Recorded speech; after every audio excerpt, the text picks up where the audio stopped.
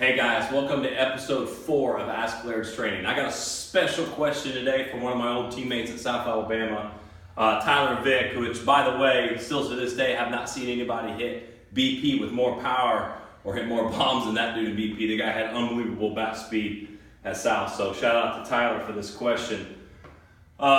Quick, here's the question. Sean, I have taken over a high school baseball program in Mississippi, and I was wondering if you could point me in the right direction on what I need to be doing in the weight room and what I should focus on with my guys. I know all the basics and all, but I want to improve in some areas. So first and foremost, Tyler, I got to give you a shout out for asking for help and looking for somebody to kind of help and give you point in the right direction. Especially my old teammates, I'm always looking to help those guys out when they ask me these type of questions. And Tyler was a good friend in college. So I will first talk about and touch on some of the horror stories and stuff I hear about, specifically high school baseball strength training and high school coaches, sport coaches that are trying to implement that strength training. And first of all, if you're a sport coach, and let's get this straight, sport coaches are not strength coaches. You know, I don't try to substitute teach and be a science teacher. You know, I'm not trying to pretend to be a science teacher or pretend to be a math teacher. I'm not trying to pretend to be a lawyer. You know, I've talked about this stuff in the past. Zach M.S talks about it, has a great video on it. Don't be somebody you're not. Don't pretend that you're somebody you're not, okay? Don't pretend to be somebody else in another profession. If you are a sport coach, what I would recommend first is trying to get your athletic director or somebody, if you're in high school, getting a strength coach in there to train your baseball team.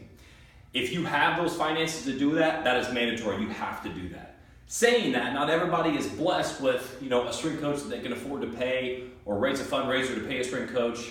I myself did it for Zionsville High School back in the day, about 3-4 years ago. I designed their off-season strength training program, and they did their baseball strength training program.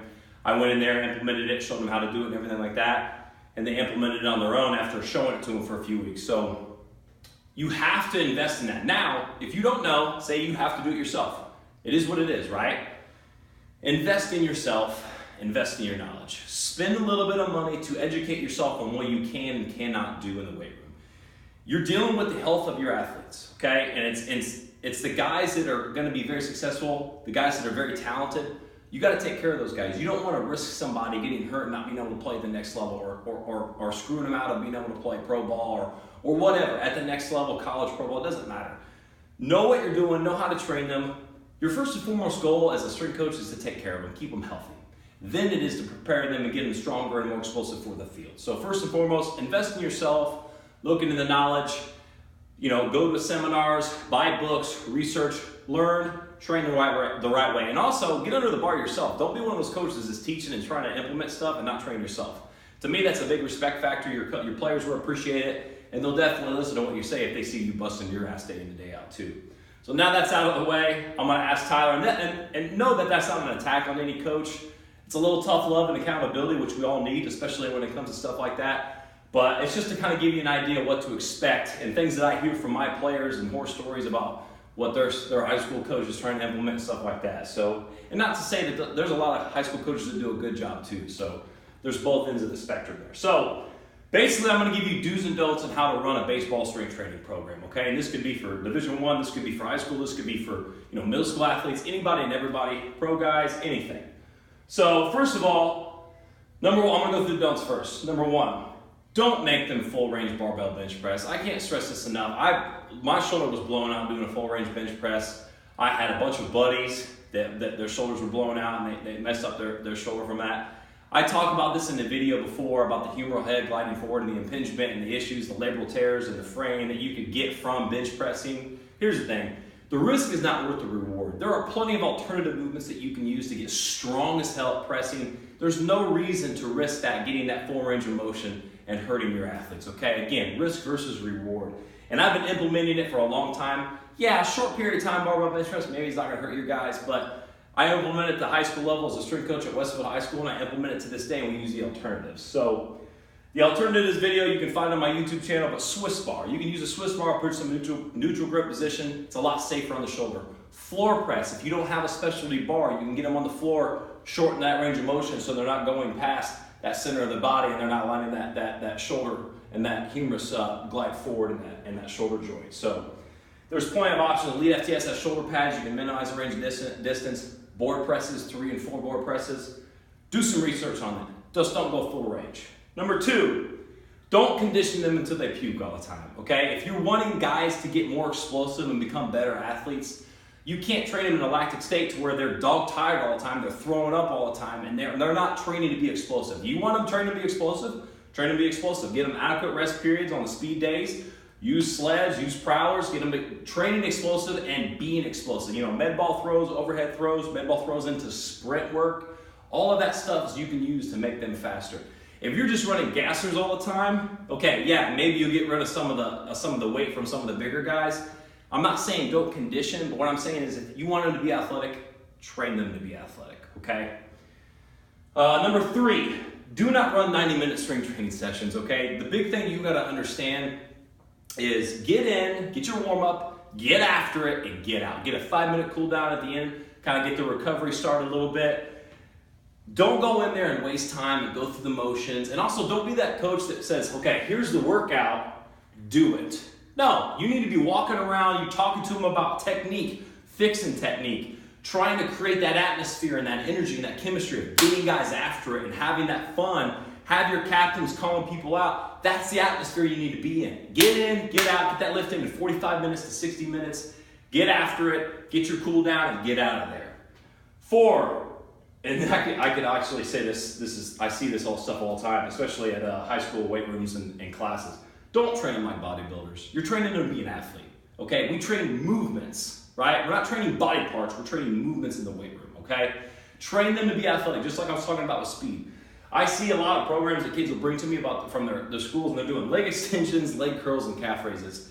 And those have their places depending on what your goals are. I'm not saying that those are bad, but what I'm saying is as an athlete, if I see those, I see some red flags in the program, okay? Again, not saying those exercises are bad, but those shouldn't be used for athletes, okay?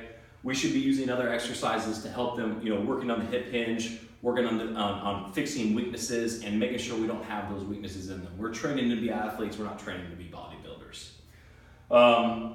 That's pretty much what I got for the don'ts. I'm trying to make this video fast because I could obviously talk about this for an hour, but I want to try to get this so you get the gist of everything. The do's. First, have a regression and progression for every exercise. Say we're doing a squat. Not every athlete, especially if you're training, you know, 8th grade, 9th grade, all the way through your seniors, if you're in high school level, and the same thing in the college level, not every athlete, some freshmen going to college never touched a bar, right? Seniors have been doing it for 3-4 years. They have an advantage over those younger guys, first and foremost. So if you're a freshman going to college, you need to be lifting because you're already 3 to 4 years behind those guys in the weight room. But you have to have a regression. So not everybody can squat with a bar on their back, right? I need to see a good body weight squat before I can progress them, say, to a goblet squat. I need to see a good goblet squat maybe before I do a goblet box squat, okay? I've got to see these regressions. I need to see these done properly, right, before we get in the squat. If I got guys in here, I'll have college guys right now, it's the middle of winter. College guys are coming in during their winter break. Very high-level athletes. One or two of them might be an All-American. Here's the thing. They were all state guys in high school. They're training, they're doing a squat. I might have an 8th grader or a 9th grader doing the same workout, but we're doing a regression to the squat, maybe a goblet squat, maybe a goblet box squat. And they're learning those movement patterns so that way they can build. We build a foundation of concrete, right? We don't build marshmallow. If you throw a bar on them, they're not able to do a bodyweight squat, that's a foundation to build a marshmallow. Now, perform my top 6 best movements in the weight room, okay? So my top 6 best movements in the weight room. Number 1, first and foremost, is deadlift. Okay, that's my opinion. I love the squat just as much as anybody else, but I feel like deadlift builds badass athletes. All right, it builds that posterior chain. They get strong as hell. It trains the whole body, the grip strength, the upper back, lower back, legs, hamstrings, everything you can imagine it trains. And for me, the power that it builds for ball players, especially guys, you know, for power at the plate, power on the mount. I've seen the deadlift progress, and I would say it's the biggest velocity builder too. There's a couple other exercises I would throw in there that really help velocity, but deadlift really builds up that power that you have at the plate and also on the bump. Squat or box squat, one of those 2 movements. I do a lot of box squatting, but we do a lot of squatting too, and we do front squat variations as well. We change the variations every 3 weeks. We do 3-week cycles here at Laird's Training. So you gotta be squatting. So pulling a lot of weight, squatting a lot of weight. Number 3, heavy sled pushes and pulls. I love sleds, and anybody that knows me and has trained with me knows that I love sleds. those build badass athletes as well. It's also going to make the kids more explosive. It's going to increase their and make their sprint technique better if you implement it properly. Helps them create that positive shin angle. So many great things you can do with sleds. Number 4, pushing exercises and their variations. So push-ups, so underutilized in programs. We do millions of variations of push-ups.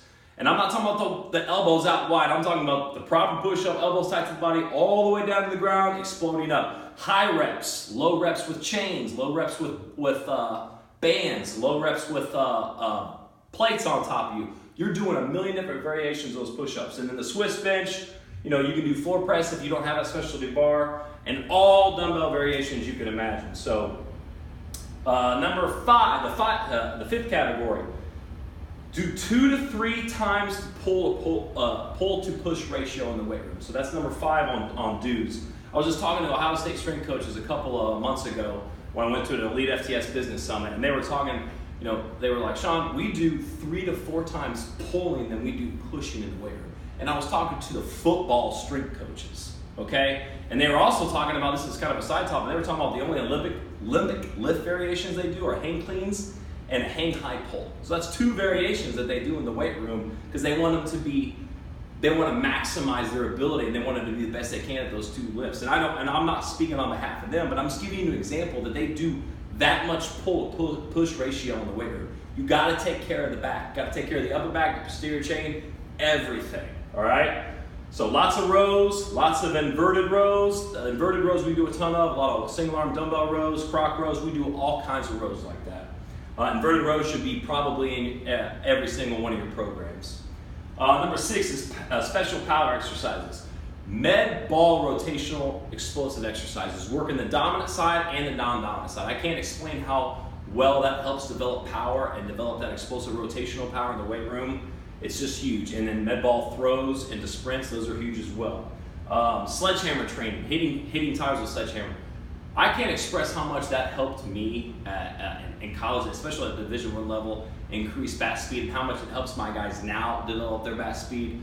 Sledgehammer training, I still to this day say that's the number 1 bat speed builder there is. Everybody's coming up with these overload and underload bats, and those do work, and those things do work. I'm gonna tell you right now, sledgehammer training and hitting tires, it is unbelievable how much that helps build bat speed and build power. Number 2, so that's all my top 6 best movements, if you will. Number 2 for do's would be, I would do 2 full body mobility sessions a week. So I would kind of run a 3 time a week lifting schedule, and I would do 2 speed workouts a week, and I would do my mobility sessions right after my speed workout. So get a quick 30, 40-minute speed session in, and then go straight into a good 20 to 30-minute mobility session, because these guys have movement weaknesses. They have flaws in their body. We got to work on getting rid of those flaws. You know, baseball, we got to pay attention to, you know, taking care of the elbow, taking care of the shoulder, making sure the lats aren't too tight, you know what I'm saying? Making sure that we have good thoracic mobility, right? Make sure we have good ankle stability and mobility. We've got to take care of these guys in those mobility sessions. People overlook those because it's not sexy, right? We got to take care of the athletes' bodies, and mobility will help your athletes' sprints, all right? That will help them get more explosive and be more powerful in their sprints as well. Because if I cannot tell my athletes all the time, if I cannot get into a position, how can I expect to be powerful in that position? It's not going to happen. Number 3 in the do's, implement shoulder health and elbow health filler exercises every lift. So what we do is I'll have 1 or 2 filler exercises a lift. And what this is, I might say, hey, you're doing 4 to 5 sets of this. And it might be a mobility filler, or it might be a weak point, like I need to build some more muscle mass filler, okay? So we do a lot of band pull aparts, so we use that as a filler. For baseball players, band external rotation. This isn't just for baseball, it's for anybody to keep their shoulder healthy, right? We might do a lot of YTWLs to kind of work on that upper back, you know, and work on that scapular mobility and scapular stability as well. We do a lot of things. These fillers are done in between your lifts. So say we're doing a squat, we got 3 guys to a rack. One guy's spotting, the other guy could be doing that filler, so he's not just sitting around waiting in between sets. He's getting his 2 minutes of rest in, or 3 minutes of rest, or however you're going to design your program, but he's getting some mobility work or some extra work in to kind of work up those weak points and help his mobility. And number 4, and this is it, I'm going to try to wrap this up because I know I'm getting long here, train unilaterally. All lunge variations, split squat variations, you know, Bulgarian split squats. if you're just training, the squat, the deadlift, and the clean, and these variations, I see a lot of guys that come to me, and that's all they do in their high school, but they're not training unilaterally. I see a lot of weak points in their legs, especially baseball players who are so dominant on one side of the body so long. We want to make sure the hips are open. We want to make sure that we're getting them open and we're training them, getting a good range of motion, doing those Bulgarian split squats. We want to make sure there's not a weakness in one leg versus the other leg. We're trying to build elite athletes, so we're only as strong as that weakest link in the chain, and we need to train unilaterally to kind of work on that. We do a lot of single arm dumbbell presses as well, kind of work a lot of that core as well. So that's some ideas for you guys, and Tyler, hopefully this helps you out, bud, because I know this was directed into you. And I really go into all this in detail in my book, How to Build a Ball Player. And I know, hey, shameful plug, right? But I wrote that book for a reason. It's only $10, and I made it $10 so guys could get that information out there, because it's my life experience as well as my education and all that stuff put in there. And I can't stress enough to invest in yourself, invest in learning the right thing. You don't have to learn from me. If you watch this video and say, hey, there's some good stuff in here, but I'm not going to buy your book. I don't care. What I care about is taking care of your athletes. My athletes know that I'm going to do the best I can to take care of them.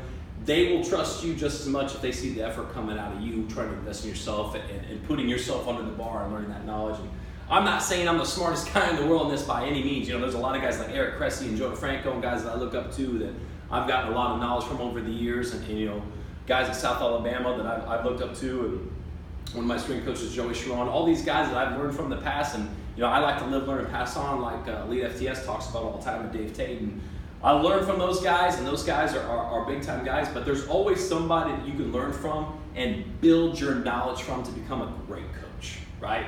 So that's episode 4 of Ask Laird's Training, how to run a baseball strength training program. Please like the video, share, and subscribe. Thanks, guys, and until next time, I'll see you guys later.